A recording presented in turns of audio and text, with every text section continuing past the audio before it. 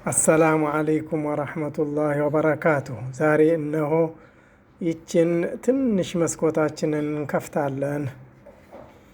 የዚች ትንሽ መስኮት ዋና ዓላማ ተጅዊድን ለበርካታ ወንድሞቻችንና እህቶቻችን ማስተላለፍ ይሆናል። ብስሚላሂ ራህማን ራሒም ወረቲሊል ቁርአነ ተርቲላ። ይችን አንቀጽ በርካታ የአማርኛ ተርጓሚዎች ቁርአንንም በዝግታ ማንበብን አንብብ የሚል ፍቺ ሰጥተዋታል። ይሁንና እንደ ቁርጡቢና ሌሎችም በርካቶች የተፍሲር ባለሙያዎች ተርቲል የሚለው ቃል ቅንጅት ወይንም ቅንብር ማለት ስለሆነ አቀናብራችሁ አንብቡ ማለት ነው ይላሉ። አቀናብረን ለማንበብ ደግሞ ፊደላትን በጥንቃቄ ማወቅ፣ መካነ ንባባቸውን እንዲሁም ባህርየ ንባባቸውን ማወቅ ይኖርብናል። ይህንን ለማድረግ ነው እንግዲህ ተጅዊድን ወይም ተጅዊድን መማር አለብን ያልነው።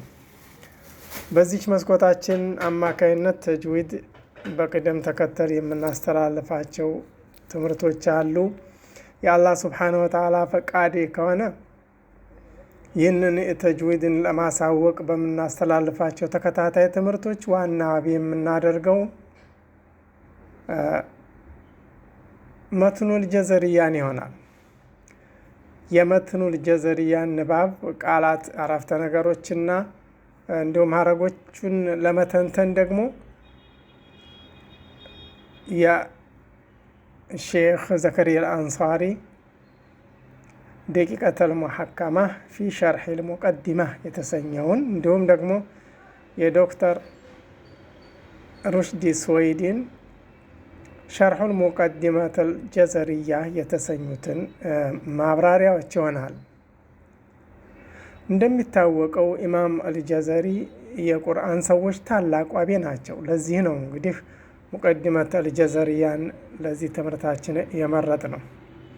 የሀዲስ ባለሙያዎች ወይም የሀዲስ ሰዎች የቡኻሪን ሶሒሕ እንደሚያከብሩት ሁሉ እንዲሁም ደግሞ የአረበኛ ሰዋሰብ ባለሙያዎች አልፍየት እብን ማሊክን እንደሚያከብሩት ሁሉ የቁርአን ሰዎችም በዚሁ መልክ መትኑል ጀዘርያን ያከብራሉ። ለዚህ ወይም ስለዚህ መትኑል ጀዘርያን መርጠናል።